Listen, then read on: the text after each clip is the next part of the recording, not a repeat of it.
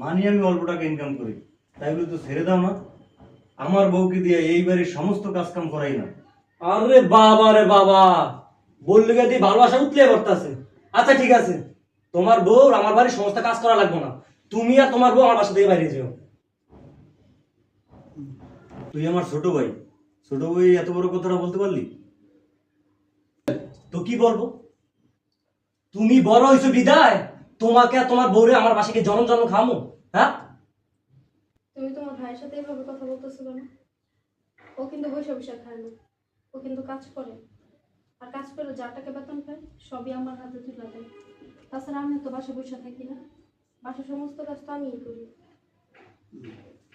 আপনার হাজবেন্ড না কোটি টাকা ইনকাম করে, তাই আমাদের বাসা থেকে বের হয়ে যান, ভালোভাবে চলতে পারবেন আপনারা। কি বলো, না খাই মরবো কেন? আমরা যদি খাই তাহলে তুমিও খাবা। আমি তোর সাথে কোথাও যাবো না।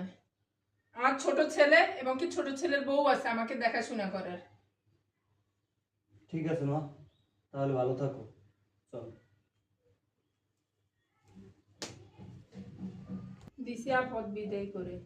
ভালো করছেন। বাবা, আমার তো দেখবি। কি যে বলো তুমি মা, আমি তোমার সন্তান না? আমি তোমার দেহ মা। আচ্ছা ঠিক আছে বাবা, ও তো চলে গেছে, এখন তুই তো আমার শেষ ভরসা। তোমার টেনশন করা লাগবে না মা, আমি তোমার দেহ। আচ্ছা ঠিক আছে বাবা।